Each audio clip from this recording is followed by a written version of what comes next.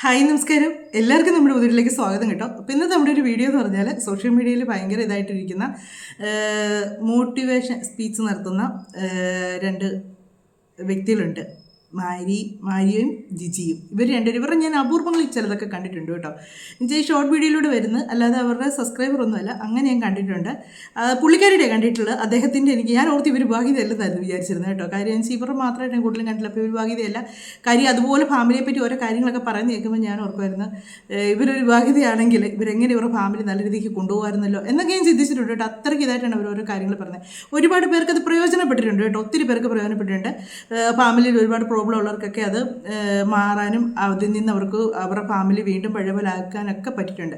പക്ഷേ സ്വന്തം ജീവിതം വന്നപ്പോഴത്തേക്ക് അവർക്ക് എവിടെയാണ് കൈപ്പിഴ പറ്റിയെന്നുള്ളത് അവർക്ക് തന്നെ അറിയത്തില്ലെന്നാണ് എനിക്ക് തോന്നുന്നത്. ഇത്രയും ജ്ഞാനമുള്ളവർ, ഇത്രയും ഒരു കുടുംബം ചിന്നിച്ചിതറി പോകുന്ന കുടുംബത്തെ ഒന്നാക്കാൻ പറ്റുന്ന അവരുടെ സ്വന്തം ലൈഫിൽ അവർക്ക് പിടിപ്പുകേട് പറ്റിയെന്നേ പറയാൻ പറ്റത്തുള്ളൂ.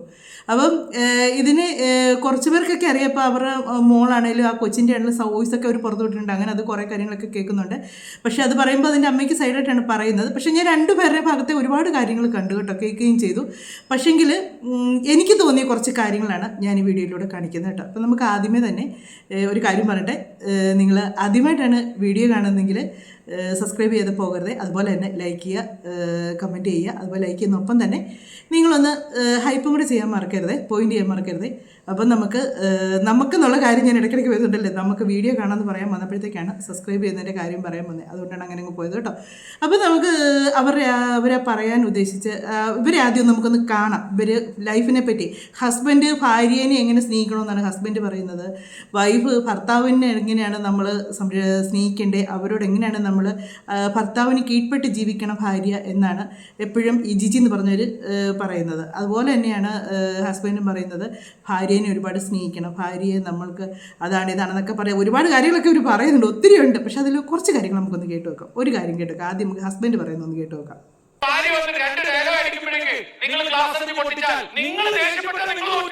അതെ, ദേഷ്യം വരുമ്പം നമ്മൾ ഗ്ലാസ് എറിഞ്ഞ് പൊട്ടിച്ചാൽ, അല്ലെങ്കിൽ എന്നേലും ഇത് അതിക്രമം കാണിച്ചാൽ നമ്മൾ തോറ്റു എന്നാണ് പറയുന്നത്. പക്ഷേ ഇപ്പോൾ സോഷ്യൽ മീഡിയ മൊത്തം വന്നുകൊണ്ടിരിക്കുന്നത് ഇദ്ദേഹം സ്വന്തം ഭാര്യയുടെ തലയടിച്ച് പൊട്ടിച്ചെന്നും പറഞ്ഞുകൊണ്ടാണ് വന്നേക്കുന്നത്. ബ്ലഡ് ഒലിച്ച് അവർ നിൽക്കുന്നു, കരയുന്നു. അതാണ് സോഷ്യൽ മീഡിയ മൊത്തം വന്നേക്കുന്നത്. പക്ഷേ അതിൽ എനിക്ക് ചെറിയൊരു സംശയം കറക്റ്റ് ആയിരിക്കണമെന്നില്ല കേട്ടോ. എൻ്റെ ഒരു ഡൗട്ടാണ് ഞാൻ പറയുന്നത്. കാര്യം എന്നാന്ന് ചോദിച്ചാൽ, അതിനകത്ത് അവർ ആ വീഡിയോ എടുക്കുന്നുണ്ട്. അതിനകത്ത് നമ്മൾ ആ വീഡിയോ എടുക്കുമ്പോൾ തന്നെ നമുക്ക് കേൾക്കാം, ടപ്പേ ടപ്പേ ടപ്പേന്ന് സൗണ്ട് കേൾക്കാം. പക്ഷേ ഇവരുടെ ഹസ്ബൻഡ് കറക്റ്റിന് ഇപ്പുറം നിന്നാണ് ആ വീഡിയോ എടുക്കുന്നത്. അവരുടെ കൂടെ സ്ത്രീയുണ്ട്, ചേച്ചി എന്നാണ് അവർ വിളിക്കുന്നത്. കൂടെ സഹായത്തിനുള്ളതാണോ ഇനി അവരുടെ സിസ്റ്ററാണോ ഒന്നും എനിക്കറിയാൻ പറ്റത്തില്ല. അവരെപ്പറ്റി എനിക്കങ്ങനെ അവരുടെ ഫാമിലിയെ പറ്റി ഒന്നും ഡീറ്റെയിൽ ഇട്ടൊന്നും അറിയത്തില്ല. അവർ ചേച്ചി എന്നാണ് പറയുന്നത്. പക്ഷേ അവരും വീഡിയോ എടുക്കുന്നുണ്ട്. പക്ഷേ ആ ഒരു ഇത് എന്നെയാണ് നിങ്ങളൊന്ന് കണ്ടു നോക്ക്. എനിക്ക് എന്തോ ഒരു ഡൗട്ട് തോന്നി, ഇവർ തന്നെത്താനെയാണോ അങ്ങനെ ആണോ എന്ന് എനിക്കറിയില്ല കേട്ടോ. എൻ്റെ ഒരു ഡൗട്ട് ആ വീഡിയോ കണ്ട ഒരു ഇത് വെച്ചാണ് ഞാൻ വിലയിരുത്തുന്നത്. അല്ലാതെ സത്യമാണോ ഇല്ലെന്ന് എനിക്കറിയില്ല. ആ ഒരു വീഡിയോ കണ്ടതിൻ്റെ ഇതിൽ നിങ്ങളൊന്ന് കണ്ടു നോക്കുക. അപ്പോൾ നിങ്ങൾക്ക് മനസ്സിലായി എനിക്ക് തോന്നിയ സംശയം നിങ്ങൾക്കും തോന്നിയോ എന്നൊന്നും അറിയാമല്ലോ.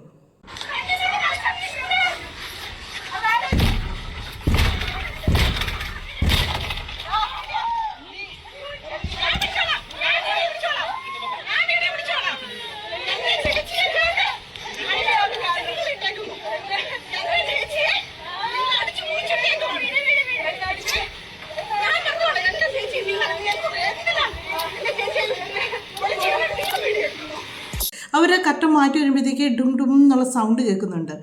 അവർ തന്നെത്താൻ എൻ്റെ ഒരു തോന്നലാണ്, എനിക്കൊരു ഡൗട്ടാണ്. അങ്ങനെ എനിക്ക് തോന്നി. സത്യമാണോ ഇല്ലെന്ന് അറിയത്തില്ല. ഇവർ വീഡിയോയിൽ അദ്ദേഹത്തെ കുണ്ടനെന്നും ഒക്കെ വിളിക്കുന്നുണ്ട് കേട്ടോ. അങ്ങനെയുള്ള വാക്കുകളൊക്കെ അങ്ങനെയാണെന്നൊക്കെ പറയുന്നുണ്ട്. പക്ഷേ ഇവർ വേറെ ഒരു കാര്യം നമുക്ക് നോക്കാം. ഒരു വീഡിയോ കാണാം. അത് കണ്ടേച്ച് ഭർത്താവിനെ ഭാര്യ എങ്ങനെ ഇതായിട്ട് കാണണം എന്നാണ് അവർ പറയുന്നത്. പുരുഷനാണ്, എന്റെ ഭർത്താവാണ്, കാര്യങ്ങളൊക്കെ ഞാനാണ് നടത്തുന്നതെങ്കിലും ചിന്തിച്ചോണം, നമ്മൾ നടത്തണം. നടത്തണേ കാര്യങ്ങളൊക്കെ നമ്മളാണ് നടത്തുന്നതെങ്കിലും നിങ്ങളില്ലാതെ എനിക്ക് ഇവിടെ ഓടില്ല.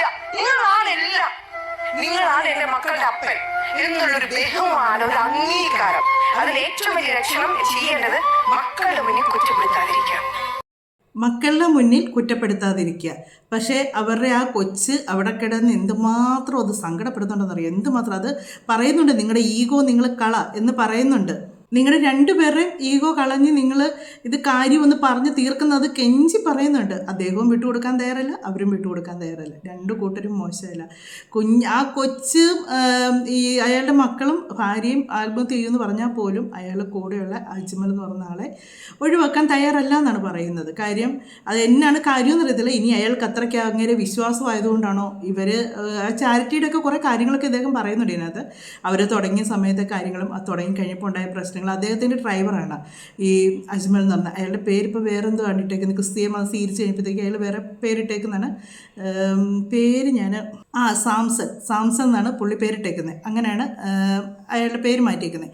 അയാൾ മാത്രമല്ല, അയാളുടെ വൈഫ്, കുട്ടി എല്ലാവരും മാമോദിസക്കാരും പോട്ടെ ധ്യാനം കൂടിയ സമയത്ത് അവിടെ ഇങ്ങനെ പ്രസംഗം പറഞ്ഞ് ഇങ്ങനെ ക്ലാസ് എടുത്തുന്ന സമയത്താണ് ഈ ആൾ വന്ന് മാനസാന്തരപ്പെട്ട് മാമോദിസ സ്വീകരിച്ച് ഫാമിലി ഫുള്ള് ഇതിലേക്ക് മാറിയതാണ്. അങ്ങനെ ഇയാളുടെ കൂടി അങ്ങനെ ഡ്രൈവറായി. അങ്ങനെയാണ് ഇയാളുടെ ഓരോ ചാരിറ്റിയുടെ ഓരോ കാര്യങ്ങൾക്കെല്ലാം ഓടി നടക്കുന്നതൊക്കെ ഇങ്ങനെയൊന്ന് പറയുന്നുണ്ട്. ഇവർ പ്രണയിച്ച് വിവാഹം കഴിച്ചവരാണ്, രണ്ടുപേരും പ്രണയിച്ച് വിവാഹം കഴിച്ചവരാണ്. അദ്ദേഹം മുസ്ലിമാണ്, ഈ മാരി എന്ന് പറയുന്ന ആൾ മുസ്ലിമാണ്. അദ്ദേഹം മതം മാറിയതാണ്, മാമോദിസ സ്വീകരിച്ച് ക്രിസ്ത്യാനിയത്. പോട്ടയിലാണ് അദ്ദേഹം. അവിടുത്തെ ഒരു ഇതായിരുന്നു, പുള്ളിക്ക് ക്യാൻസർ ആയിരുന്നു. ആദ്യമേ ക്യാൻസർ ആയിരുന്ന സമയത്ത് അതിൻ്റെ ട്രീറ്റ്മെൻറ്റും കാര്യങ്ങളൊക്കെ ചെയ്യുന്ന സമയത്ത് ഇവർ തമ്മിൽ ആ സമയത്താണ് ഇവർ കണ്ടുമുട്ടി. അങ്ങനെ ഇവരാണ് ആദ്യം പ്രപ്പോസ് ചെയ്യുന്നത്. ഈ ജിജി എന്ന് പറയുന്നവരാണ് ആദ്യം അദ്ദേഹത്തിൻ്റെ അടുത്ത് പ്രപ്പോസ് ചെയ്യുന്നത്. അത് അവർ തന്നെ പറയുന്നുണ്ട്, നമുക്കൊന്ന് കാണാം. ഇത്രയും ഇഷ്ടപ്പെട്ട ഒരു രോഗിയാണെന്ന് അറിഞ്ഞിട്ട് പോലും അദ്ദേഹത്തെ സ്നേഹിക്കാനുള്ളൊരു മനസ്സ് അവർക്കുണ്ടായി. അങ്ങേറെ ജീവിതം, ആ മനുഷ്യൻ്റെ ജീവിതത്തിലേക്ക് അവരുടെ ജീവിതത്തിലേക്ക് ആ മനുഷ്യനെയും കൊണ്ടുവരാൻ ഇത്രയും താല്പര്യം കാണിച്ചു. ഇത്രയും നല്ലതായിട്ട് സോഷ്യൽ മീഡിയ നിന്ന് ഇവർക്കിടയിൽ ഇത് ഒരു നിമിഷം കൊണ്ട്, ഒരു നിമിഷം കൊണ്ടായിരിക്കുകയല്ല, ഒരു പ്രശ്നം ഉണ്ടാകുന്ന ഒരു നിമിഷം കൊണ്ടല്ല, അത് പതിയെയാണ്. പക്ഷെ അതൊന്ന് പറഞ്ഞ് തീർക്കുക പോലും ചെയ്യാതെ ഇത്രയും സോഷ്യൽ മീഡിയയിൽ ഇങ്ങനെ വലിച്ച് എറിഞ്ഞു കൊടുക്കേണ്ട കാര്യമില്ലായിരുന്നു ഇവർക്ക്. ഇവർ തമ്മിൽ കണ്ടുമുട്ടിയ കാര്യം പറയുന്നത് നമുക്കൊന്ന് കാണാം. തോന്നിയിട്ട് ഞാൻ ചോദിച്ചു, അയ്യോ എന്നിട്ടാണ് ബ്രദറെ ഇത്രയും റെസ്റ്റ് ഒക്കെ എടുക്കാതെ വെള്ളമൊക്കെ താഴെ എടുക്കാൻ വരുന്ന ആരും ഇല്ലേന്ന് ചോദിച്ചു. അവിടെ ഇല്ല, ഞാൻ തന്നെ വെള്ളം എടുക്കാൻ പറ്റും. അപ്പം ഞാൻ കയറി പിടിച്ചു. ഞാൻ പറഞ്ഞേ, അത് 2-3 ആഴ്ച ഞാനിവിടെ ഉണ്ട്, ബ്രദർ റെസ്റ്റ് എടുത്ത് രാവിലെയും വൈകുന്നേരം ബ്രദറിന് കുടിക്കാനുള്ള വെള്ളം ഞാൻ റൂമിൽ കൊണ്ടു തരാമെന്ന് പറയും. ഒന്ന് വെള്ളം കൊടുത്ത് തുടങ്ങിയത് ഇപ്പോഴും വെള്ളം കുടിപ്പിച്ചുകൊണ്ടിരിക്കുക.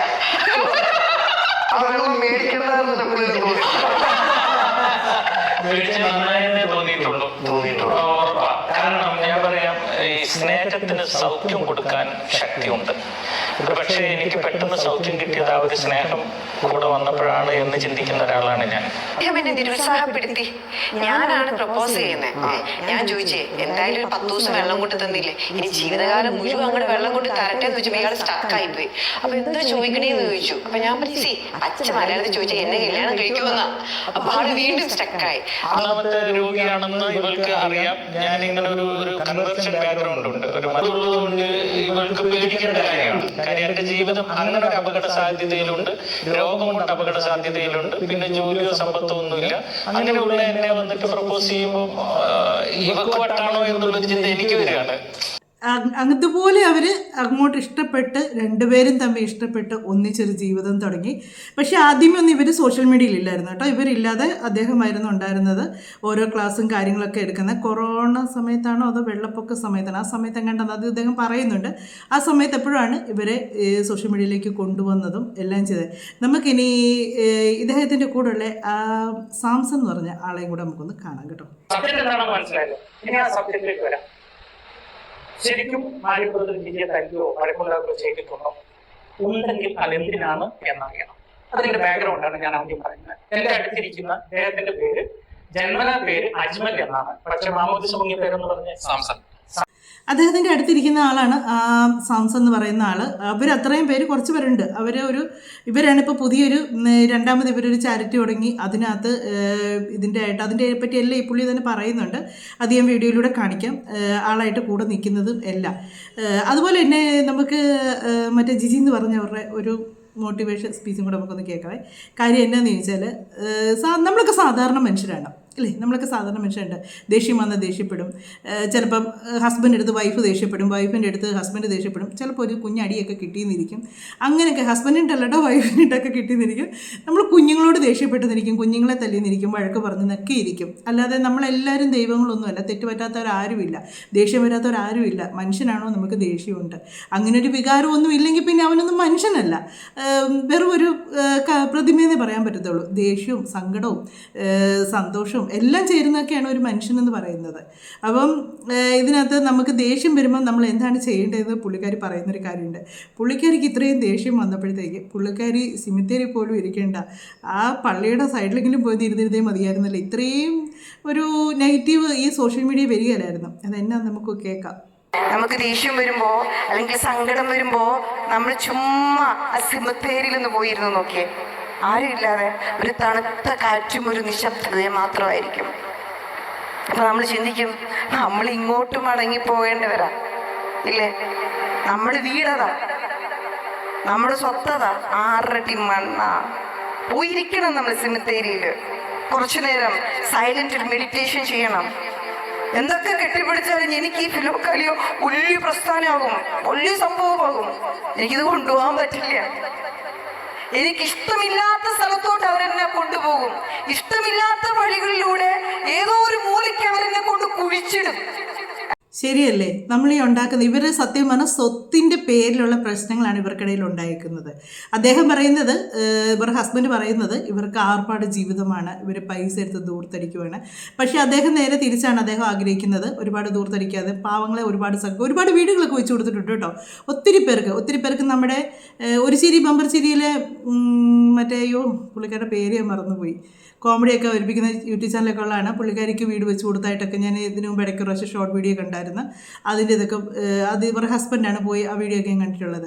അപ്പം അങ്ങനെയൊക്കെ ഒരുപാട് നല്ല കാര്യങ്ങൾ ചെയ്തിട്ടുണ്ട്, ഒത്തിരി നല്ല കാര്യങ്ങൾ ചെയ്തിട്ടുണ്ട്, എണ്ണിയെ തീരാത്ത അത്രയും നല്ല കാര്യങ്ങൾ ചെയ്തിട്ടുണ്ട്. പക്ഷേ അത്രയും നല്ല കാര്യങ്ങൾ ചെയ്തപ്പോഴും ഇവരുടെ ഉള്ളിൽ ഈ പണമെന്നുള്ള ഒരു ആർത്തിയാണെന്ന് എനിക്ക് തോന്നിയിട്ടുള്ളത് കേട്ടോ. നല്ല കാര്യങ്ങൾ ചെയ്യുന്നൊപ്പം തന്നെ ഇവർക്കും ലാഭിഷായിട്ട് ജീവിക്കണം, ഇവർക്കും ആർപ്പാടം കാണിക്കണം, അതാണ് ഇവരുടെ ലക്ഷ്യം എന്നാണ് തോന്നുന്നത്. കാര്യം ഒരു ചാരിറ്റിയൊക്കെ തുടങ്ങുമ്പോഴത്തേക്ക് ഒരുപാട് സൈഡിൽ നിന്ന് ഒരുപാട് ഹെൽപ്പുകൾ ഉണ്ടാകും, ഒത്തിരി സൈഡിൽ നിന്ന് ഒരുപാട് പേര് ഹെൽപ്പ് ചെയ്യും. കാര്യം അങ്ങനെ ഒരു നല്ല ഇതിനോട് ഇവിടെയൊക്കെ വരാറുണ്ട്, ചാരിറ്റിയുടെ ഭാഗമായിട്ട് ഡ്രസ്സ് ചോദിച്ച് വരാറുണ്ട്, പൈസ ചോദിച്ച് നമ്മളെ കൊണ്ട് പറ്റുന്ന സഹായം നമ്മൾ അവർക്കൊക്കെ ചെയ്യാറുണ്ട്. കാര്യം എന്നു വെച്ചാൽ ഇല്ലാത്തവനാണല്ലോ ഈ കൊടുക്കുന്നത് എന്നുള്ളതിലാണ് നമ്മൾ കൊടുക്കുന്നത്. അതിലെല്ലാം ഒന്നും ജെനുവിനെല്ലാം നമുക്ക് വരുമ്പോഴും അറിയാം, ചിലതൊക്കെ ചുമ്മാ കളിപ്പിക്കാൻ വേണ്ടി വരുന്നത് നമുക്കറിയാം. അങ്ങനെയൊക്കെ കുറേ കാര്യങ്ങളൊക്കെ നടക്കുന്നുണ്ട്. അപ്പോൾ അങ്ങനെ വരുമ്പോഴത്തേക്ക് ഒരുപാട് പൈസ കൊടുത്ത് സഹായിക്കുകയും ഒരുപാട് ഹെൽപ്പ് ചെയ്യുകയും ചെയ്യും. വിദേശത്തു നിന്നൊക്കെ നല്ലപോലെ ഹെൽപ്പ് ഉണ്ടാകും ഇങ്ങനെ ഒരു ചാരിറ്റി. അത് രജിസ്റ്റർ ചെയ്തൊക്കെ ഇങ്ങനെ ഇറങ്ങി കഴിയുമ്പോഴത്തേക്ക് നമ്മൾ കുറച്ച് കാര്യങ്ങളൊക്കെ ചെയ്ത് സോഷ്യൽ മീഡിയയിലൂടെ അതൊരു പബ്ലിസിറ്റിയൊക്കെ കിട്ടി കഴിയുമ്പോഴത്തേക്ക് അതിനകത്തേക്ക് ഒരുപാട് സഹായങ്ങളായിട്ട് ആൾക്കാർ ഓടി വരും. ഒത്തിരി സഹായങ്ങൾ ഇങ്ങനെ ഒരു കാര്യങ്ങൾ ചെയ്യുമ്പോൾ പലരും പേര് പുറത്ത് പറയാൻ ആഗ്രഹിക്കാത്തവരായിരിക്കും ഈ സഹായം ചെയ്യുന്നത്. അപ്പം ആ ഒരു പൈസയുടെ ഒക്കെ ഇതൊക്കെയാണ് ആ ഒരു ഇതിലേക്ക് വേറൊരാളും കൂടെ വരുന്നു, അവരും കൂടെ വന്ന് അതിൽ നിന്ന് അതിലെ കണക്കും കാര്യങ്ങളൊക്കെ അറിയുന്നു. അതാണോ ഇനി എന്നതാണെന്ന് ഇവർ പറയുന്ന അദ്ദേഹം മറ്റേ അങ്ങേരുമായിട്ട് മറ്റെന്തോ ആ ഒരു റിലേഷൻ കൊണ്ടാണ് അയാളെ ഒഴിവാക്കാൻ ഇയാൾ മടിക്കുന്നതെന്ന് പറഞ്ഞു. പക്ഷേങ്കിൽ ഇവർക്കും ഉണ്ടൊരു ഫ്രണ്ട്, പക്ഷേ അദ്ദേഹം ഒരിക്കലും അത് മോശമായിട്ട് പറഞ്ഞിട്ടില്ല, ജിജിയുടെ പഴയ ഒരു ഫ്രണ്ട് എന്ന് മാത്രമേ പറഞ്ഞിട്ടുള്ളൂ. അല്ലാതെ അവർ തമ്മിൽ വേറെ അവിഹിത ബന്ധമുണ്ടെന്നൊന്നും അദ്ദേഹം പറഞ്ഞിട്ട് ഞാൻ കേട്ടില്ല കേട്ടോ. ഇനി വേറെ ആരെങ്കിലും കേട്ടിട്ടുണ്ടോ എന്ന് എനിക്കറിയില്ല, ഞാൻ കേട്ടിട്ടില്ല.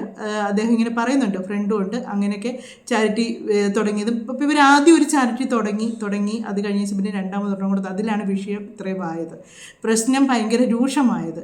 അപ്പം അതിന് ഈ അജ്മൽ എന്ന് പറഞ്ഞ് അതായത് സാംസൺ എന്ന് പറയുന്ന പുള്ളിയെ ഒഴിവാക്കണം എന്നാണ് ഇവർ പറയുന്നത്. അതാണ് ഇത്രയും വിഷയം വന്നത്. ഇവർ എല്ലാവരും സമൂഹത്തിൽ ഭയങ്കര പ്രസംഗിക്കാൻ മിടുക്കരാണ്. ഒരു സാധാരണക്കാരൻ ഒരുത്തനെ കൂട്ടിച്ചേർത്ത് പിടിക്കുന്ന വീഡിയോയിലൂടെയൊക്കെ കാണിക്കാനായിട്ട് അവർ മിടുക്കരാണ്. പക്ഷേ അവരുടെ ഒരു ബിസിനസ് കാര്യങ്ങളോ അല്ലെങ്കിൽ അങ്ങനെ ഒരു ഇതിലേക്കോ ഒരാളെ കൊണ്ടുവരുന്നെന്ന് അറിയുമ്പോഴത്തേക്ക് അവർക്ക് അത് ബുദ്ധിമുട്ടാണ്. ഇവരുടെ വർത്തമാനം കേട്ടാൽ നമ്മൾ സത്യം പറഞ്ഞാൽ അങ്ങ് തേനൊലിക്കും അല്ലേ? എനിക്ക് പലപ്പോഴും തോന്നിയിട്ടുണ്ട് ഇവർ ഇച്ചിരി ഓവറല്ലേ എന്ന് എനിക്ക് തോന്നിയിട്ടുണ്ട്. ഈ പുള്ളിക്കാരി ഇച്ചിരി അല്ല, ശരിക്കും ഓവറല്ലേ. ഞാൻ അദ്ദേഹത്തിൻ്റെ അങ്ങനെ കണ്ടിട്ടില്ല കേട്ടോ, ഇവരുടെയാണ് കൂടുതലും കണ്ടിട്ടുള്ളത്, വീഡിയോസൊക്കെ കണ്ടിട്ടുള്ളത്. പക്ഷേങ്കിൽ എനിക്ക് ഇവരിച്ചിരി ഓവറല്ലേ ഇവരുടെ സംസാര രീതി എന്നൊക്കെ കേട്ടിട്ടുണ്ട്. അവർ പറഞ്ഞു ഭർത്താവിനെ മുഖത്തോട് മുഖം നോക്കിയിരുന്ന് ചിരിക്കണം, ഭർത്താവ് ഭാര്യ അതൊക്കെ വേണ്ടെന്നല്ല, നേരം വിളിക്കുമ്പോഴേ ഭർത്താവിൻ്റെ മുഖത്തോട്ട് നോക്കി ചിരിച്ചുകൊണ്ടിരിക്കുക. എന്നാൽ അടുക്കള കയറേണ്ട പെണ്ണുങ്ങൾക്ക് അടുക്കള കയറണ്ടേ, ജോലിക്ക് പോകേണ്ട പെണ്ണുങ്ങൾക്ക് ജോലിക്ക് പോകണ്ടേ, അതൊക്കെ അവർ പറഞ്ഞു. അതിനൊക്കെ നിങ്ങൾ അങ്ങനെ ചെയ്യണം ഇങ്ങനെ ചെയ്യണം എന്നൊക്കെ പറഞ്ഞ് ഭയങ്കര ഡയലോഗ് അടിയാണ്. ഇവർക്ക് ഇവരുടെ ഭർത്താവിൻ്റെ മുഖത്ത് ഒരു നിമിഷവും നോക്കി ചിരിച്ചുകൊണ്ടിരുന്നെങ്കിൽ ഇത്രയും വിഷയം ഉണ്ടാവുമായിരുന്നു. മറ്റുള്ളവരെ ഉപദേശിക്കാൻ എളുപ്പമാണ്, അവനവൻ്റെ ജീവിതത്തിൽ ഒരു പ്രശ്നങ്ങൾ വരുമ്പോഴാണ് അത് എന്നതാണെന്ന് മനസ്സിലാക്കുക. അത് തന്നെയാണ് പണ്ടുള്ളവർ പറഞ്ഞേക്കുന്നത്, ആരാൻ്റെ അമ്മയ്ക്ക് പ്രാന്ത് വന്നാൽ കാണാൻ നല്ല രസമാണെന്ന്. അതൊക്കെയാണ് ഇത്. മറ്റുള്ളവർ പ്രശ്നങ്ങളും കൊണ്ട് ചെല്ലുമ്പം ഇവർ ഭയങ്കര ചിലപ്പം ചിലരൊന്നും നമുക്ക് നേരെയാക്കി എടുക്കാൻ പറ്റാത്തവരുണ്ടെന്നേ, പല ലൈഫിലും ഉണ്ട് ഇല്ലേ. ചിലർ ഭയങ്കര മദ്യപാനമായിരിക്കും, എത്ര സ്നേഹത്തിൽ പെരുമാറിയാലും എത്ര ദേഷ്യപ്പെട്ടാലും എൻ്റെതെല്ലാം പ്രശ്നങ്ങൾ കാണിച്ചാലും അവർ നേരെ ആകുകയില്ല. പിന്നെ ചിലരെന്ന് പറഞ്ഞാൽ അത് അഡ്ജസ്റ്റ് ചെയ്തങ്ങ് ജീവിച്ച് പോകും. ചിലരെന്ന് പറയുമ്പം അത് അവിടെ വെച്ച് സ്റ്റോപ്പ് ചെയ്ത് അവരവരുടെ ആ കാര്യങ്ങൾ നോക്കിപ്പോകും. ഇതൊക്കെയാണ് നമ്മുടെ സമൂഹത്തിൽ നടക്കുന്ന എല്ലാ കാര്യങ്ങളും. നമ്മൾ ശരിയാക്കാൻ ഒരു മാക്സിമം ശ്രമിക്കും. പിന്നെ ചിലർ നിസ്സാര പ്രശ്നങ്ങൾക്ക് പിരിഞ്ഞു പോകുന്നവരുണ്ട്, ഒരു കാര്യവും കാണത്തില്ല. അതിൽ അവർക്ക് മറ്റെന്തെങ്കിലും പൊരുത്തക്കേടുകളായിരിക്കും അവർ ആ പിരിഞ്ഞു പോകുന്നതിൻ്റെ കാരണങ്ങൾ. അങ്ങനെയൊക്കെ എല്ലാവർക്കും ഓരോരുത്തരുടേതായ ഒരുപാട് പ്രശ്നങ്ങൾ കാണും. പക്ഷേ ഇവർ ഇത്രയും പറയുന്നത് കേൾക്കുമ്പോഴത്തേക്ക് ആ ഒരു ദേഷ്യം വന്നപ്പോൾ സിമിത്തേരി പോയി നമ്മളൊന്ന് ഇരുന്നാൽ മതി, ഇവർക്കൊരു നിമിഷം ഇവർ പറഞ്ഞ കാര്യം മനസ്സിൽ ചിന്തിച്ചാൽ മതിയായിരുന്നു. ഇത്രയും സോഷ്യൽ മീഡിയ വൈറലാകുകയില്ലായിരുന്നു.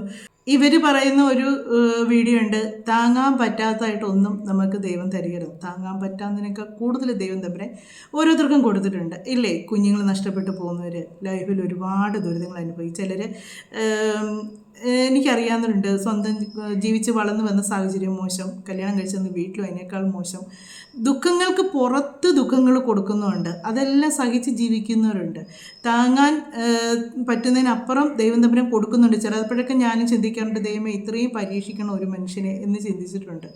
അതുപോലെ വെച്ചാൽ ഒന്നുമല്ല, എൻ്റെ ഒരു അനീതിയാണ്, എൻ്റെ അമ്മയുടെ ചേച്ചിയുടെ മോളാണ്. അമ്മയുടെ ചേച്ചി ചെറുപ്പത്തിലേ മരിച്ചു, ഞാൻ കുഞ്ഞായിരിക്കും മരിച്ചു പോയതാണ്, 32 വയസ്സിൽ മരിച്ചാണ്.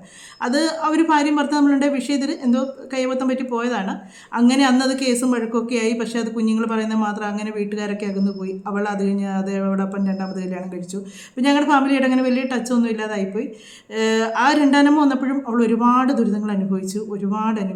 അത് കഴിഞ്ഞ് അവൾ കല്യാണം കഴിച്ചു പോയി. കല്യാണം കഴിച്ച് വിട്ട് കഴിയുമ്പോഴത്തേക്ക് അവിടെ ചെന്നപ്പോഴും ആ കുടിയനും ഭയങ്കര പ്രശ്നങ്ങളും. ഇവിടുന്ന് രക്ഷപ്പെടാമല്ലോ എന്ന് ഓർത്തുകൊണ്ടാണ് അവൾ അങ്ങോട്ട് പോയത്. കാര്യം ഇവൾ പഠിക്കേണ്ട സമയത്ത് ഈ രണ്ടാനമ്മ ഇവളെ വീട്ടു ജോലിക്ക് വിട്ട് ആ കിട്ടുന്ന പൈസ കൊണ്ടാണ് അവർ കാര്യങ്ങൾ നടത്തിക്കൊണ്ടിരുന്നത്. കാര്യം ഫാമിലിയിലൊന്നും ആരും അങ്ങനെ അവരുമായിട്ട് ടച്ചില്ലായിരുന്നു. ഞാൻ മാത്രമേ ഉള്ളൂ അവളോട് വല്ലപ്പോഴും ഒന്നും മിണ്ടുന്നത്. പിന്നെ കല്യാണമൊക്കെ കഴിഞ്ഞ് പിള്ളേരൊക്കെ വലുതായി കഴിയുമ്പോഴത്തേക്ക് അങ്ങോട്ടും ഇങ്ങോട്ടും എല്ലാവരും സഹകരിക്കാൻ തുടങ്ങി. അവർ 3 പേരായിരുന്നു ഉണ്ടായിരുന്നത്. അങ്ങോട്ടും ഇങ്ങോട്ടും സഹകരിക്കാൻ തുടങ്ങി. പിള്ളേർ വളർന്നു വന്നപ്പോൾ അവർക്ക് തിരിച്ചറിവായി. അങ്ങനെയൊക്കെ എല്ലാവരുമായിട്ട് സഹകരണങ്ങളും ഒക്കെയായി. പക്ഷേ അവളുടെ ജീവിതം എന്ന് പറയാൻ ഞാൻ ഇത്രയും ഒരു ദുരിതം അനുഭവിച്ചൊരു വ്യക്തി എൻ്റെ ജീവിതത്തിൽ കണ്ടിട്ടില്ല. ഹസ്ബൻഡ് ഭയങ്കര കുടിയനും പ്രശ്നങ്ങളും എല്ലാമായി. അങ്ങനെ ആ ഒരു ദുരിതത്തിലിരിക്കുന്ന സമയത്താണ് മൂത്ത കൊച്ചിന് മഞ്ഞപ്പിത്തം വരുന്നത്. മഞ്ഞപ്പിത്തം വന്ന് അതെല്ലാം മാറി എന്ന് പറഞ്ഞിരിക്കുന്ന സമയത്ത് സ്കൂളിൽ പോയി അത് അവിടുന്ന് ചിക്കനും എന്തൊക്കെയോ കഴിക്കുകയൊക്കെ ചെയ്ത് ഉള്ളി വീണ്ടും അത് അങ്ങ് സ്പ്രെഡായി ഭയങ്കര ഇതായി. ആ കുഞ്ഞവൾക്ക് നഷ്ടപ്പെട്ടു പോയി.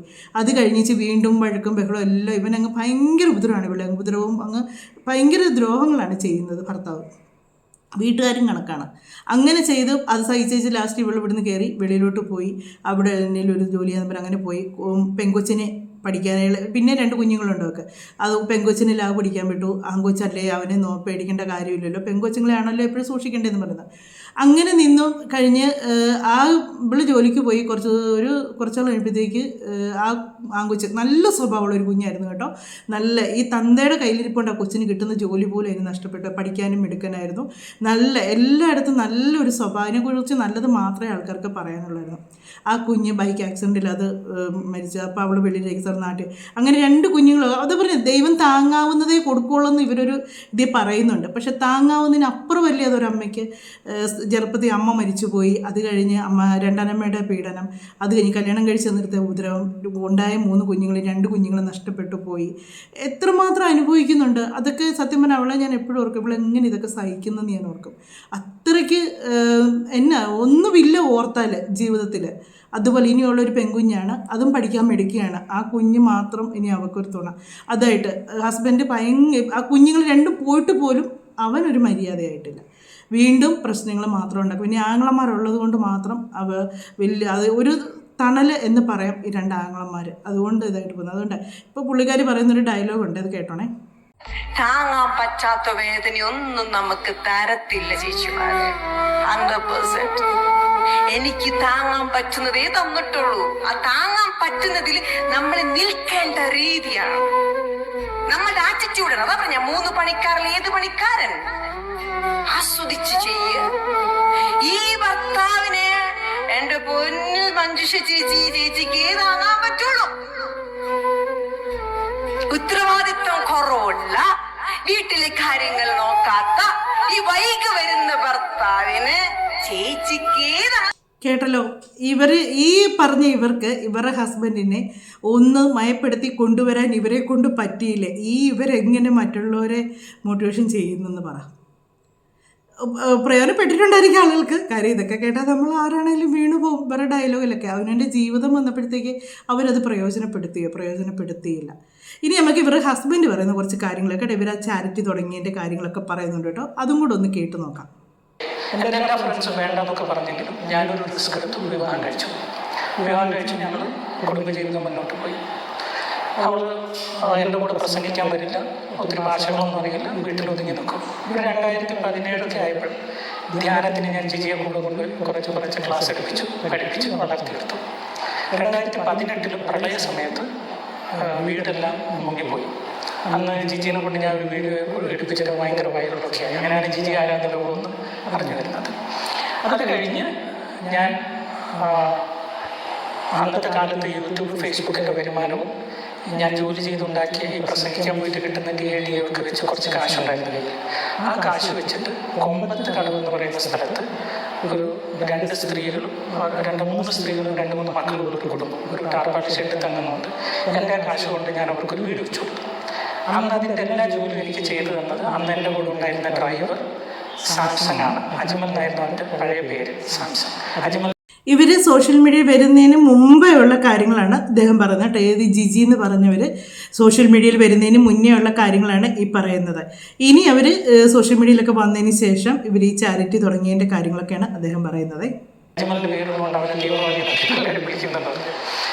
സാംസങ് അതെന്നെ ചെയ്തെന്ന് അവൻ എന്നോട് ചോദിച്ചു, നമുക്കൊരു ചാരിറ്റബിൾ ട്രസ്റ്റ് തുടങ്ങിയാൽ കുറച്ചും കൂടെ കൂടുതൽ നന്മ ചെയ്തോളെന്ന് ചോദിച്ചു. ഞാൻ പറഞ്ഞു അതിനായിട്ട് പേപ്പറുകളൊക്കെ ചെയ്തോളാം. ഇവൻ അതിനെക്കുറിച്ചെല്ലാം പോയി പഠിച്ചു, ബയോസ് ഉണ്ടാക്കി കൊണ്ടുവന്നു. എന്നിട്ട് അവൻ പറഞ്ഞു മിനിമം ഒരു 3 പേര് വേണം. ഞാൻ പറഞ്ഞു ഞാനും നീ ഉണ്ടല്ലോ, പിന്നെ ജിജിനെയും കൂടെ ഇടാൻ പറഞ്ഞു. അങ്ങനെ പറഞ്ഞു കഴിഞ്ഞപ്പോൾ ജിജി ഡ്രൈവറായി വന്നവനൊന്നും മെമ്പറാക്കാൻ പറ്റില്ല, ഞാൻ സമ്മതിക്കും. അപ്പം പിന്നെ ഞാൻ കാര്യം എൻ്റെ അമ്മനുണ്ട്, എൻ്റെ അമ്മയുണ്ട്. അങ്ങനെ കൊണ്ട് അമ്മനെ അതിലിട്ടു. അതിന് രജിസ്റ്റർ ചെയ്യാൻ എല്ലാം തയ്യാറായി കഴിഞ്ഞപ്പോൾ വക്കീൽ പറഞ്ഞു ഇത് കുടുംബ ട്രസ്റ്റായിട്ട് രജിസ്റ്റർ ചെയ്യാൻ പറ്റുള്ളൂ, നിങ്ങൾ കുടുംബക്കാരാണ്, സോഷ്യൽ ട്രസ്റ്റാണ് പുറത്തുനിന്ന് ആളുകൾ. അപ്പോൾ ഞാൻ അവളോട് പറഞ്ഞ് അജ്മലിനെടുക്കാൻ ഈ സാംസങ് സമ്മതിച്ചില്ല. അവളുടെ ഒരു ഫ്രണ്ടിന്, അതായത് ഞാൻ അവൾ വിവാഹം കഴിക്കുന്നതിൻ്റെ മുമ്പുള്ള ഒരു ഫ്രണ്ടുണ്ട്, ആൽവിയുന്നുണ്ട്.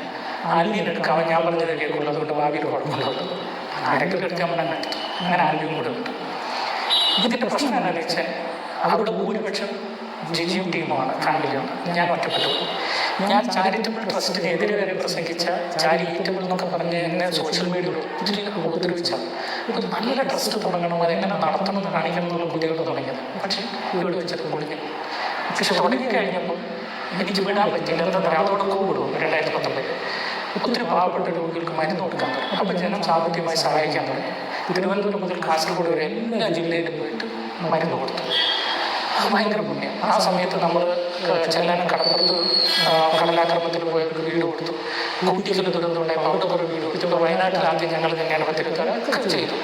അത് ട്രസ്റ്റ് പെടാനും വയ്യ. പക്ഷേ ആദ്യം നടക്കുന്ന ഒരു കള്ളത്തരം 2022 ജിജിയുടെ ഒരു കസിനാണ് അന്നത്തെ ജനറൽ മാനേജർ. ഇവർ തമ്മിൽ വഴക്കുണ്ടായിരുന്നു. ജിജി ആ കസിനെ അടി അടിച്ചിട്ട് അയാളുടെ ചെവി പൊട്ടി. ചോരയൊക്കെ വന്നു. ഇവൻ ഹോസ്പിറ്റലിൽ പോയി കിടന്ന് കേസാക്കിയപ്പോൾ കുറേ സ്റ്റേഷനിൽ പോലീസുകാർ പറഞ്ഞു ബ്രദറെ ഈ പ്രസ്ഥാനം തുടങ്ങിയുള്ളൂ, ഇത് നശിച്ചു പോയത്, കോംപ്രമൈസ് ചെയ്യുന്നു. ജിജിയും ആ കസിനും കൂടെ കോംപ്രമൈസിന് സംസാരിച്ചപ്പോൾ അവൻ 5 ലക്ഷം രൂപ ചോദിച്ചു. ജിജിയുടെ കസിനാ നോക്കണം.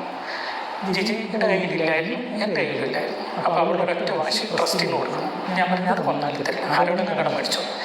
ഇത് മനുഷ്യർ കഷ്ടപ്പെട്ട് വേർത്ത്, ചില ഓട്ടോറിക്ഷക്കാരൊക്കെ രാവിലെ മുതൽ, ചില കൂലിപ്പണിക്കാർ 800 രൂപ കിട്ടുമ്പോൾ വീട്ടുപണിക്ക് പോകുന്ന ചേച്ചിമാർ പോലും 100 രൂപ ഇട്ടിട്ടുണ്ട്. അതെടുത്തിട്ട് ഇങ്ങനെ നീ തല്ലി പൊട്ടിച്ചൊരുത്തരം കൊടുക്കാൻ പറ്റില്ലല്ലോ. പക്ഷേ ഇവർ ഞാനറിയാതെ എൻ്റെ കള്ളവും കിട്ടും. ഇട്ടത് എങ്ങനെയാണെന്നറിയോ, വേറെ ഏതൊരു പേപ്പറിലുള്ള ഒപ്പ് നനച്ചിട്ട് ഇവർ കൊണ്ടുപോയിട്ട് ഈ ചെക്കിൻ്റെ മേളിൽ വെച്ച് അതിൻ്റെ കല വീഴുമ്പോൾ അതിൽ വരച്ചിട്ടിട്ടു. അങ്ങനെയാണ് ഇവർ ഒപ്പിട്ടിട്ട് ചെക്ക് 2.5 ലക്ഷം ഓർമ്മ ശരിയാണെങ്കിൽ അങ്ങനെ പോയി. ഞാനിത് അറിയുന്ന ഓഡിറ്റർ എന്നെ വിളിച്ചിട്ട്, വർഷാവസാനം ഓഡിറ്റർ വിളിച്ചിട്ട് ഇങ്ങനെ ഒരു കാശ് പോയല്ലോ, അതെന്താ അതിൻ്റെ കാരണം കാണിക്കണം എന്ന് പറഞ്ഞാൽ ഞാൻ അറിയുന്നത്. ചോദിച്ചില്ലേ ഭാര്യയോട്? ചോദിച്ചു. അപ്പം ഭയങ്കര വഴക്കായി, പിടിയും വലിയൊക്കെ ആയി, പ്രശ്നമായി. പുറത്തറിയാതിരിക്കാൻ ഞാനത് സൈലൻസ് ആക്കി വെച്ചു. കാരണം എന്തൊക്കെ പറഞ്ഞാൽ എൻ്റെ ഭാര്യ, എൻ്റെ മക്കൾ പുറത്തറിയണമെന്ന് വിചാരിച്ചു. ഞാൻ കള്ളത്തരത്തിന് പോയിട്ട് പോയി. 2023 ഞാനിങ്ങനെ തീരുമാനിച്ചു, ഇവൾക്കും കുടുംബത്തിനും ആധിക്യമില്ലാത്ത ഒരു ട്രസ്റ്റ് തുടങ്ങും. ആ സമയത്ത് പരിചയപ്പെട്ട ബാല എന്ന ഒരു വക്കീൽ എൻ്റെ അടുത്ത് പറഞ്ഞു, ഈ രജിസ്ട്രാർ ഓഫീസിൽ രജിസ്റ്റർ ചെയ്ത് ട്രസ്റ്റ് വേണ്ട, സെൻട്രൽ ഗവൺമെൻറ്റിൻ്റെ MCM പോർട്ടലിൽ കമ്പനി ആക്ടിൽ ചെയ്യും. അതിൽ 1 രൂപ വന്നാലും അതിന് കണക്കും പോയാലും കണക്കും നന്നായിട്ട് കമൻറ്റ് ചെയ്യേണ്ട, അതായത് ഓഡിറ്റിംഗ് ചെയ്യേണ്ട, ക്ലിയറായിട്ട് സ്വസ്ഥമായിട്ട് നടത്താൻ പറ്റുന്ന പ്രസ്ഥാനമാണ്. മാത്രമല്ല എല്ലാ ലൈസൻസുകളും പെട്ടെന്ന് കിട്ടും. അപ്പോൾ ഞാൻ ജിജിയോട് പറഞ്ഞു, ഞാനിങ്ങനെ ഒന്ന് തുടങ്ങാൻ പോവുക, ഞാനും സാംസങ്ങും ദേവസ്വം അശ്വനോട്. അപ്പൊ ജിജിയോട് ചോദിച്ചില്ലേ? ജിജിയോട് ചോദിച്ചു, ഞാനിങ്ങനെ തുടങ്ങാൻ പോകുന്നു. അവൾക്കൊരു സ്വഭാവമുണ്ട്, ദേഷ്യം വന്നു കഴിഞ്ഞാൽ അവളുടെ ദേഹത്തെ ഉപദ്രവിക്കും. അവൾക്ക് ദേഷ്യം വന്നാൽ അവളെ കഴിക്കും. അവളുടെ കയ്യിൽ നോക്കിയാൽ എന്തെങ്കിലും ഇൻ്റർവ്യൂവിന് അവസരം കിട്ടിയാൽ നോക്കി അടുത്ത കയ്യിൽ നന്നായിട്ട് മുറിച്ച് അവൾ തന്നെ ബ്ലേഡ് കൊണ്ട് മുറിച്ച് ആത്മഹത്യ ശ്രമിച്ച പാടിപ്പോഴും കിടന്നു. ഇവൾ ആത്മഹത്യ എന്നൊക്കെ പറഞ്ഞ് പേടിപ്പിച്ചപ്പോൾ ഞാൻ പറഞ്ഞു, എന്നാൽ വേണ്ടെന്ന്. അപ്പോൾ അവൾ വേണം നോക്കരുത്, സെൻട്രൽ ഗവൺമെൻറ് രജിസ്ട്രേഷൻ നമുക്ക് വേണം, ഫിലോക്കാലി ഫൗണ്ടേഷൻ എന്ന പേരും വേണം, അതിനൊരു കാര്യം ചെയ്യും, എന്നെയും അമ്മയും എടുത്തിടാം. അങ്ങനെ അവളെയും അമ്മയും എടുത്തിട്ടിട്ട് ഫൗണ്ടേഷൻ പോയി തുടങ്ങി. ഞാൻ അതിൻ്റെ അക്കൗണ്ട് സൃഷ്ടിച്ചില്ല, അത് പുറത്ത് അനൗൺസ് ചെയ്തില്ല, കാര്യം വേസ്റ്റ് അല്ലേ. ട്രസ്റ്റുകളുടെ അതേ രീതിയിൽ ഇവിടെയും വരും. 2024 ആദ്യമായപ്പോഴേക്കും 1 വർഷമായി തുടങ്ങിയിട്ടിട്ട് ഉപയോഗിക്കാതിരിക്കും. അപ്പോൾ വക്കീൽ എന്നെ വിളിച്ചിട്ട് പറഞ്ഞു, കമൻറ്റ് ചെയ്യണം, വർഷമായി, ഇല്ലെങ്കിൽ ഫൈൻ ഉണ്ടാവും. ഞാൻ പറഞ്ഞു, എനിക്കത് വേണ്ട. ഞാൻ എന്താണെന്ന് വെച്ചാൽ അത് വീണ്ടും ഫാമിലി പ്രശ്നമാണ്, എന്നാൽ അത് ഡിസോൾവ് ചെയ്യാൻ പറഞ്ഞു. ഡിസോൾവ് ചെയ്യാൻ എന്ത് ചെയ്യണമെന്ന് വെച്ചാൽ ഞാൻ രാജി കൊടുത്തു. മറ്റേ സാംസങ് ജിജി രാജി കൊടുത്തു, ജിജിയുടെ അമ്മയെ രാജി കൊടുത്തു. ഈ രാജ്യമൊക്കെ അപ്ലോഡ് ചെയ്യാൻ പോയപ്പോൾ വക്കീൽ എന്നോട് പറഞ്ഞു, ഈ പേര് നല്ലൊരു പേരാണ്, ഫിലോക്കാലി ഫൗണ്ടേഷൻ, വീടുകളൊക്കെ പറയാം, അതിനെ നഷ്ടപ്പെട്ടു, അതൊന്നും പിടിച്ചു വെച്ചു. ഞാൻ ചൈന അവരുടെ രാജ്യം സ്വീകരിച്ചിട്ട് വേറെ 2 പേരെ എടുത്തിട്ട് നിങ്ങളുടെ രാജ്യം കൊടുക്കാതിരുന്നാൽ പോലെ ഞാൻ വേണം, കുഴപ്പമൊന്നുമില്ല, ചെയ്തോളാം പറഞ്ഞു. അങ്ങനെ ഞാൻ എൻ്റെ രാജ്യം വിളിച്ചു, അവരുടെ രാജ്യം സ്വീകരിച്ചു, ഇവരുടെ 2 പേരെ എടുത്തുകൊണ്ടുണ്ടെന്നാണ് ഇതിൽ സംഭവിച്ചത്. അന്ന് തുടങ്ങിയതാണ് യഥാർത്ഥ വഴക്ക്. ഇതാണ് അടിസ്ഥാനം. ആദ്യത്തെ ചെറുക്കന്മാരെയൊന്നും വഴക്കുണ്ടെങ്കിലും ഈ ഫൗണ്ടേഷൻ തുടങ്ങിയത് അവർക്ക് കൊള്ളാൻ പറ്റില്ല. ഞാൻ അവരോട് പറഞ്ഞു, നീ എന്തിനും വെള്ളം വെക്കുന്ന നീയും കൂടി ഇതിലും മെമ്പറാക്കിയപ്പോഴാണെങ്കിൽ ആവുമല്ലോ. അത് പറ്റില്ല, എൻ്റെ അപ്പനമ്മയും വേണം, അത് പറ്റില്ല, എൻ്റെ അപ്പനമ്മയും വേണം. ഇതാണ് പ്രശ്നം. ഇന്ന് രാവിലെയും വീഡിയോ ഇടുന്നതിന് മുമ്പ് ഞാൻ ചോദിച്ചു, ഇവരെ ഒഴിവാക്കണം, പറ്റില്ല, എന്ത് വേണമെങ്കിലും ചെയ്തോ, പറ്റില്ല. ഇന്ന് രാവിലെ നടന്ന കാര്യമാണ്. അപ്പം ഞാൻ പിന്നെ എന്ത് ചെയ്യും? ഞാൻ ഹെൽപ്ലെസ്. അപ്പോൾ ഇതിനകത്ത് ഇദ്ദേഹം പറയുന്നുണ്ട്, ജിജി സ്വന്തമായിട്ട് ഇദ്ദേഹം ഉപദ്രവിക്കാറുണ്ടെന്നും, ജിജി തന്നെ കൈയൊക്കെ മുറിച്ചൊക്കെ വെച്ചിട്ടുണ്ടെന്നൊക്കെ പറയുന്നുണ്ട്. നിങ്ങൾ അവരോട് പറഞ്ഞ് നിങ്ങൾ ഇനി ഇൻ്റർവ്യൂവിന് എടുക്കുമ്പോഴത്തേക്ക് നോക്കിക്കോ എന്നൊക്കെ പറയുന്നുണ്ട്. അതാണ് ഞാൻ പറഞ്ഞത്, എൻ്റെ ഒരു ഡൗട്ടാണ്. ആ ഒരു കർട്ടൻ മാറ്റി വരുമ്പോഴത്തേക്ക് എന്നാ ജിജി തന്നെത്താനെയാണോ അത് ചെയ്തത് എന്ന് എനിക്കൊരു ഡൗട്ടുണ്ട് കേട്ടോ. എൻ്റെ ഒരു തോന്നലാണ്. ഇനി ആ വീഡിയോ എടുത്തതിൻ്റെ കുഴപ്പമാണോ എന്ന് എനിക്കത്ര എൻ്റെ ഒരു സംശയമാണ്. നിങ്ങൾ കാണുന്നവർക്ക് ഇനി അത് എങ്ങനെയാണെന്നുള്ളത് നോക്കുക. പിന്നെ ബാക്കിയുള്ളതെന്നൊക്കെ പറഞ്ഞാൽ ഇവർ അപ്പനും മക്കളും അമ്മയും എല്ലാം കൂടെ ആയിട്ട് കിടന്നുള്ള ആ കൊച്ചിൻ്റെ വോയിസ് അതൊന്നും അതിനകത്ത് ഉൾപ്പെടുത്താത്തതെന്ന് വെച്ചാൽ എനിക്ക് തന്നെ അങ്ങ് വിഷമം വന്നു കേട്ടോ. ആ കൊച്ച് പറയുന്നത്, നിങ്ങളൊന്നും ആരെങ്കിലും ഒരാളൊന്ന് ഇതാകെ എന്നും പറഞ്ഞിട്ട് അത് ഈഗോ കള എന്നത് പറഞ്ഞത് മാക്സിമം പറയുന്നുണ്ട്. പിന്നെ ഇതുപോലെ തന്നെ അവർ തലയ്ക്ക് അടിച്ചു മുറിഞ്ഞു എന്നൊക്കെ പറഞ്ഞ് ഇവർ അവിടുന്ന് പോയി ഇതിൻ്റെ ഈ ട്രസ്റ്റ് ഇപ്പോൾ 2ാമത് നടത്തുന്ന വേറൊരാളും കൂടെ ഉണ്ടെന്ന് പറഞ്ഞല്ലോ, ഈ സാംസൺ അല്ലാതെ. ആ ആളുടെ അടുത്ത് പോയി അവിടെ ചെന്ന് ഇങ്ങനെ ഓരോന്നെല്ലാം പറയുന്നുണ്ട്, ഇതേ വാക്ക് എന്നെ കൊണ്ടുവരുന്നു, ഇതൊക്കെ പറയുന്നുണ്ട്, അവരുടെ അടുത്ത് നിന്ന് വിഷയങ്ങൾ ഉണ്ടാക്കുന്നുണ്ട്. അവരൊക്കെ ഇദ്ദേഹത്തിൻ്റെ കൂടെ നിൽക്കുന്ന ആൾക്കാരാണ്. അപ്പം ഒരു മുറിവ് പറ്റിയാലും നമ്മൾ ആദ്യം ഹോസ്പിറ്റലിൽ എത്താനാണ് നോക്കുന്നത്. അത്രയും ബ്ലഡ് അവരുടെ തുണിയെ വീണ് കിടന്ന് കാണിക്കുന്നുണ്ട് ഇല്ലേ, അത്രയും ബ്ലഡ് ഇതായിട്ട് അത്രയും ബ്ലഡ് വീണിട്ടുണ്ടെങ്കിൽ അപ്പോൾ അതുപോലെ വലിയ മുറിവായിരിക്കുമല്ലോ. അപ്പോൾ അത് പെട്ടെന്ന് നമ്മൾ ഹോസ്പിറ്റലിൽ എത്തണം, ഇല്ല നമ്മൾ മയങ്ങി താഴെ വീണം, അത്രയും ബ്ലഡൊക്കെ ഇങ്ങനെ ബ്ലഡ് പൊയ്ക്കൊണ്ടിരിക്കുമ്പോഴത്തേക്ക്. പക്ഷേങ്കിൽ ഇവർ അവിടെ ചെന്ന് പ്രശ്നം ഉണ്ടാക്കി വെച്ചാണ് ഇവർ പിന്നെ ഹോസ്പിറ്റലിലേക്ക് പോകുന്നത്. ഇതൊക്കെ എന്നതൊക്കെയാണെന്നുള്ളത് നമുക്ക് ക്ലിയറായിട്ട് അറിയത്തില്ല. എല്ലാം നമ്മൾ വീഡിയോയിൽ മറ്റ് സോഷ്യൽ മീഡിയയിലാണ് നമ്മളെല്ലാം കട്ട് ചെയ്ത് ഇതൊക്കെ നമ്മളിവിടെ വീട്ടിൽ പോയി ഇതൊന്നും കാണുന്നില്ല, കട്ട് ചെയ്തൊക്കെയാണ് ഇടുന്നത്. പക്ഷേ ഇവരിൽ ആരിലാണ് ശരി എന്നുള്ളത് ഇപ്പോഴും നമുക്ക് കറക്റ്റായിട്ട് പറയാൻ പറ്റുന്നില്ല. കാര്യം ഇദ്ദേഹം പറയുമ്പോൾ ഇദ്ദേഹത്തിൻ്റെ ഭാഗത്താണ് ശരി, അവർ പറയുമ്പോൾ അവരുടെ ഭാഗത്താണ് ശരി. പക്ഷേ കുറച്ച് എനിക്ക് ജെന്യുവിനായിട്ട് തോന്നിയത് ഇദ്ദേഹം പറയുന്ന കാര്യങ്ങളാണെന്നാണ് എനിക്ക് തോന്നുന്നത്. കാര്യം അങ്ങേര് ഒന്നും. പിന്നെ ഒരു കാര്യമുണ്ട്, ഇവർക്കൊക്കെ സംസാരിക്കാൻ നല്ലപോലെ അറിയാം, നമ്മളെപ്പോലെ സാധാരണക്കാരെ പോലെയല്ല. നമ്മളിപ്പോൾ ഒരു കള്ളത്തരം പറഞ്ഞാൽ നമ്മളത് ആലോചിച്ചെടുത്ത് പറയുമ്പോൾ നമുക്കൊരു വിക്കല് ഒരു തപ്പല് ഒക്കെ വരും. പക്ഷേ ഇവരൊക്കെ എന്നൊക്കെ പറയുമ്പോൾ നല്ലപോലെ സംസാരിക്കാൻ അറിയാമെന്നുണ്ട്. 2 പേര് ഭാര്യയും ഭർത്താവും, അവർക്ക് വ്യക്തമായിട്ടൊരു കാര്യം പറഞ്ഞ് തീർത്ത് ഫലിപ്പിക്കാൻ നല്ലപോലെ അറിയാവുന്നതാണ്. പക്ഷേ എനിക്കും തോന്നുന്നു ഈ ചാരിറ്റിയുടെ പേരിലുണ്ടായ പ്രശ്നങ്ങളാണ് ഇതെല്ലാം, അല്ലാതെ ഇത് ചുമ്മാ ഉണ്ടായ പ്രശ്നങ്ങളൊന്നുമല്ല, ചാരിറ്റിയുടെ പേരിൽ തന്നെ ഉണ്ടായതൊക്കെയാണ്. നമുക്ക് ഇനി ഒരു കാര്യം കൂടെ കേൾക്കാം. കാര്യം ഇത് അവർ പറഞ്ഞ കാര്യമാണ്. ജിജി എന്ന് പറഞ്ഞ അവരൊരു മോട്ടിവേഷൻ ക്ലാസ് എടുത്താണ്. അതും കൂടെ നമുക്കൊന്ന് കാണാവേ. പ്രശ്നങ്ങൾ നിറഞ്ഞ് കലങ്ങി മറിഞ്ഞിരിക്കുമ്പോൾ ജീവിതമേ കലക്കലായിരിക്കും. തെളിവ് കലക്കവെള്ളം കോരാൻ നിൽക്കരുത്. മനസ്സൊന്ന് ശാന്തമായിട്ട് വെക്ക്. എവിടെയെങ്കിലും പോയിട്ട് നിങ്ങൾക്ക് ഇഷ്ടമുള്ളടുത്ത് പോയിട്ട് തനിച്ചൊന്നിരിക്കുക, ശാന്തമായിട്ട് വെക്കുക, ഒന്ന് തെളിയട്ടെ. അല്ലാതെ പോയിട്ട് ബഹളം വെച്ച് അത് പറഞ്ഞു ഇത് പറഞ്ഞു എന്നും പറഞ്ഞുകൊണ്ട് നമ്മുടെ പ്രശ്നങ്ങൾ ആരോട് പറഞ്ഞാലും അവർക്കൊന്നുമല്ല, അവർക്കതൊരു സ്റ്റോറി മാത്രമാണ്. ഇനി നെക്സ്റ്റ് ക്ലൈമാക്സ് എന്തെന്ന് അറിയാനൊരു ക്യൂരിയോസിറ്റി ഡെവലപ്പ് ആകും, അത്രയേ ഉള്ളൂ. എൻ്റെ വേദന ഞാനൊരാളോട് പറയുമ്പോൾ അവർക്കൊരു കഥ കേൾക്കുന്ന ലാഘവത്വമാണ്. അത്രയേ ഉള്ളൂ, അത്രയേ ഉള്ളൂ. ഈ ഒരു കാര്യം പറയുന്ന ഇവർ ഇത്രയും ബോധമുള്ള ഇവരാണോ ഇത്രയും വിഷയം ഉണ്ടാക്കിയെന്നാണ് എനിക്ക് മനസ്സിലാകാത്തത്. ശരിയാണ്, ഇപ്പം അവരുടെ ഒരു പ്രശ്നം ഒരു കഥ പോലെ ഇങ്ങനെ എല്ലാവരും എല്ലാ ചാനലിലും അതാണ് കൂടുതൽ. ഇപ്പം ഞാനാണെങ്കിൽ പോലും അതെടുത്ത് റിയാക്ട് ചെയ്യുന്നു. ഒരു നമുക്കൊക്കെ അതൊരു നോർമൽ ഒരു കഥ പോലെ തന്നെയാണ്, ഒരു പ്രശ്നമാണെന്ന് നമുക്ക് തോന്നുകയില്ല. കാര്യം നമ്മളിത് കാണുന്നു പോകുന്നു, നമ്മളിത് പറഞ്ഞപ്പോൾ ഞാനെല്ലാം വീഡിയോ ചെയ്തു, ഇവിടെ തീർന്നു എൻ്റെ കാര്യം. ഞാൻ അടുത്ത കാര്യത്തിലേക്ക് എൻ്റെ ലൈഫിലേക്ക് ഞാൻ പോവുകയാണ്, എൻ്റെ ജീവിതത്തിലേക്ക് ഞാൻ പോവുകയാണ്, എൻ്റെ കാര്യങ്ങൾ അന്വേഷിച്ച് എൻ്റെ കാര്യങ്ങൾ ചെയ്ത് ഞാൻ പോവുകയാണ്. പക്ഷേ ഇവർ ഇതുപോലൊന്ന് സ്വസ്ഥമായിട്ടിരുന്ന് ചിന്തിച്ച് ഇവരിത് സോഷ്യൽ മീഡിയയിലേക്ക് വിടാതിരുന്നിരുന്നെങ്കിൽ ഇത് ആരും അറിയാൻ പോകുന്നില്ലായിരുന്നു. ഇനിയല്ല, ഇനി അജ്മലിനെ അതിനകത്ത് ചേർത്തിട്ടുണ്ട്, ചേർക്കട്ടെ. എന്നാൽ ഇവരുടെ കൂടെ ഇത്രയും നാളും നിന്നൊരു ഡ്രൈവറല്ലേ, അയാളെ അത്രയ്ക്ക് വിശ്വാസമുള്ളതുകൊണ്ടായിരിക്കുമല്ലോ മനുഷ്യൻ നിർത്തുന്നത്. ഒരു ചതി ചെയ്യരുത്. അങ്ങനെയൊക്കെയാണെങ്കിൽ നമ്മുടെ ലാലേട്ടൻ്റെ ഒക്കെ കൂടെ എത്ര നാളെ ആൻ്റണി പെരുമ്പാവൂരൊക്കെ നിൽക്കാൻ തുടങ്ങിയിട്ട് ഒരു ഡ്രൈവറായിട്ട് വന്നതാണ് ഇല്ലേ. അത് കഴിഞ്ഞ് മോഹൻലാലിൻ്റെ മാനേജറായി, ഇപ്പം പടം പ്രൊഡ്യൂസറാകുന്നു. അതൊക്കെയാണ് ഒരു മനസ്സെന്ന് പറയുന്നത്. ഒരാൾ ഉയർന്നു വരിക, അല്ലെ ഒരു കൂടെ വരിക, ഒപ്പം നിൽക്കുക എന്ന് പറയുന്നത് അതൊക്കെ ഒരു മനസ്സാണ്. അതിനൊക്കെ ഒരു മനുഷ്യർക്കൊരു മനസ്സ് വേണം ഇങ്ങനെ ഒരു കാര്യത്തെപ്പറ്റി ചിന്തിക്കാനായിട്ട്. അല്ലാതെ അതൊരു വിഷയമാക്കി എടുത്ത് അത് പ്രശ്നമാക്കല്ലേ ചെയ്യുന്നത്. എന്ന് പറഞ്ഞാൽ ഇവരുടെ ഒരു ഡ്രൈവറാണ് അദ്ദേഹം. അദ്ദേഹത്തിന് കഴിവുണ്ടെങ്കിൽ അയാൾ കയറി വരട്ടെ, അയാളും അതിലൊന്ന് പങ്കുചേരട്ടെ എന്ന് മാത്രം ചിന്തിച്ചാൽ പോരെ. വീട്ടുകാർ മാത്രം ചേർന്ന് ട്രസ്റ്റ് നടത്തണമെങ്കിൽ അത് ഫാമിലി ട്രസ്റ്റ് എന്നല്ലേ പറയാൻ പറ്റത്തുള്ളൂ.